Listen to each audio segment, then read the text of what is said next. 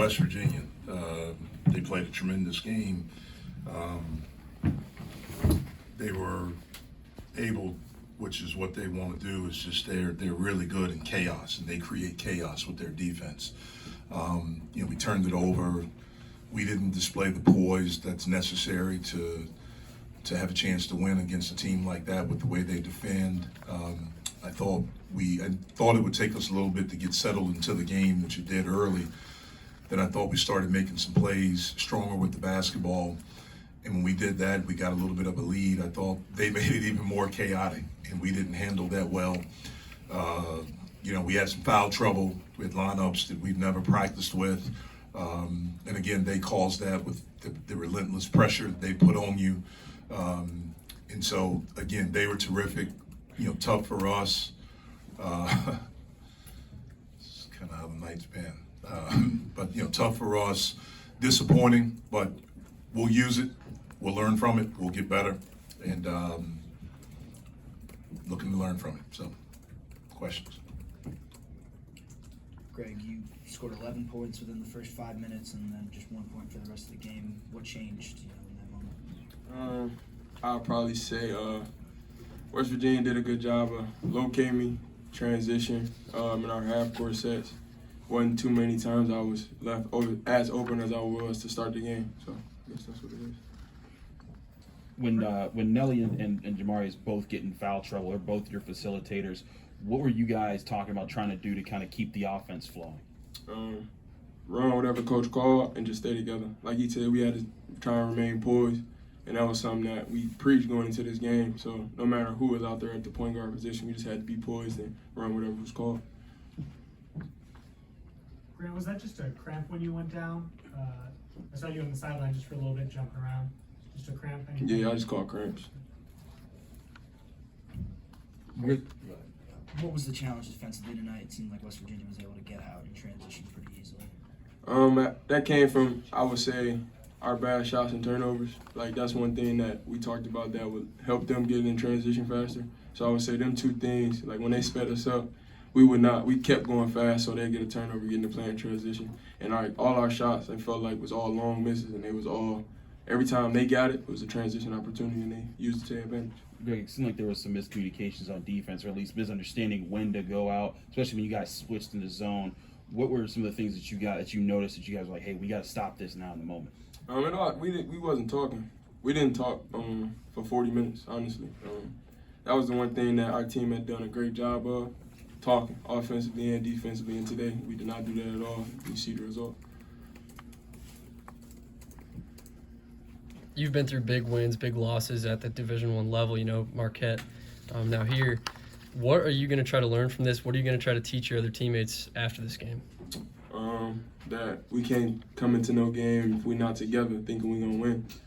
It starts with us being together. You're not right within, then you won't be right at all. So that's what I say. If we start off being right together and we all together, nobody will beat us. We good. Greg, why do you think there was no talk going on? I know coaches preached that for 5 seasons. Honestly, I'm going to say we got into ourselves. Once the game got, a little tougher, we hit adversity. It was our first time hitting adversity as a team, and I feel like we just tried to, it's a new team, so everybody felt like they can do it on their own. And you had, multiple plays where you could tell, we look like we tried to do it on our own. And West Virginia plays team defense. It might look like one person's pressing you, but their whole team is in on you, so I feel like that's what it was. Greg, what did Nate give you tonight? This was one of the better games of his career so far. He gave us a huge spark, especially it was a time we really needed it. He came in off the bench ready to play, and that was huge for us because he gave us a spark off the bench that we really needed tonight. I know the result wasn't what you wanted, but what did you make of the atmosphere, especially to begin this game? The atmosphere was crazy. It was a great crowd to play in front of. I just wish, it was off or not. That result is not representative of our team, and I don't want it to, the Oakland Zoo to feel like they didn't show up and do their thing tonight, because they definitely did, and we're going to make up for that. Greg, this is something Jeff had talked about before, just as far as responding when you guys miss shots and aren't able to, generate offense naturally. How do you guys have to talk to fight through to make sure that those type of moments that led to some of their runs don't happen moving forward? It's going to start with film. honestly. It's no better. Like once you see it on film, then you'll really understand it. I feel like, you can say something to learn a lesson, but it's gonna be a hard lesson that we get ready to learn when we watch film. So I feel like once we see our mistakes, you won't have no choice but to learn from them. So. It's not a perfect stat, but plus minus, if you look at it, Nelly Cummings played 23 minutes and he was 0. When you lost the game, basically the other 18 minutes you were minus 25 without him. I think does that speak obviously volumes about how important he is to you guys and what you're doing? Yeah. Especially early in the season like this. Yeah, he is. He's really important for us. Like I said, we had lineups out there that we've not practiced with, guys in different positions, especially in the first half with the foul trouble that we had. And so it did hurt us not having Nelly out there.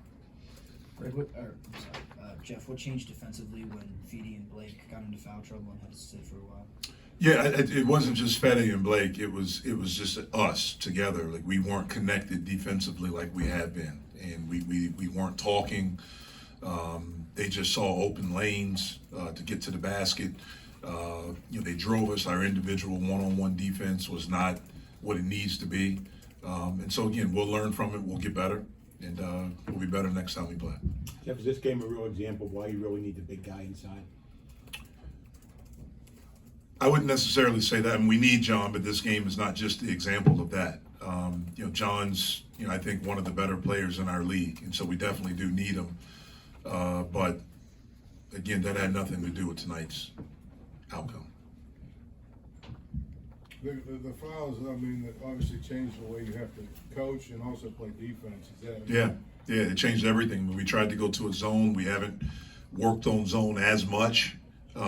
Just trying to get our man-to-man right and better. But again, we were in so much foul trouble, and with the way the game was being called, I didn't want to put guys in. We ran the risk. Nelly had 3 at halftime. I contemplated, do I start him the second half? I did. He picked up 4 right away, and so it was just it was chaotic, and we didn't handle it well.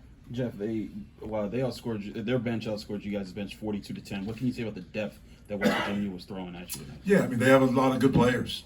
They do. They have good players, guys that are older. They went to the transfer portal as well and got some guys. Toussaint had an outstanding game. I thought, I think Trey Mitchell's their most talented player. Those 2 guys, the kid Wagyu, I think that's how you pronounce his name. He was terrific. And so look, they have good players. They played really well. Jeff, what did you make of the atmosphere at the beginning of the game? And is that something, we haven't seen here in a while. Can you build on that? Yeah, hopefully. First of all, the atmosphere was outstanding. And especially our student section, they have been outstanding so far. We've tried to do things with them and how they were the first game, how they were tonight. They were here early. They were in the lobby. They were standing in the rain, all of those things. So we're incredibly grateful for it. Just disappointed that our performance wasn't worthy of the energy that they gave. They kept it going throughout. They were cheering us on. So grateful for that, and hopefully that's something that continues. Jeff, what's your sense of Hughley's participation next week? Yeah, well, hopefully he can start doing some contact stuff in practice starting next week. And if he does that, if he's able to do that and has a couple of good days, there's a possibility that he could be available for Wednesday. Jeff, what was your team's mood like in the locker room after the game? Not good. We just got our butts kicked, so I wouldn't expect it to be a great mood in there. But it's early. We'll learn from it. We'll get better. We'll use this as a teaching lesson. I'm glad it happened early, certainly not this game and against this opponent. But it gives us something to learn. We haven't been through adversity. Everything has been terrific for us so far. Now we got smacked in the face. Let's see how we respond.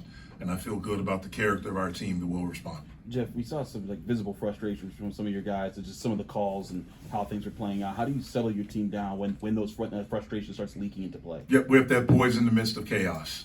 And we knew that coming in. We just didn't do it. It's easy to say, but when you're out there and they're pressuring you and they're banging you and all these different things like that, it's easy to say that to have poise, but you have to be able to do it. That's where maturity, not having some guys on the court, having some different lineups. It changes some of the things that, we tried to work on offensively. And again, give credit to them because they put us in those situations. If we don't turn the ball over as much, then maybe they don't shoot 65% in the first half.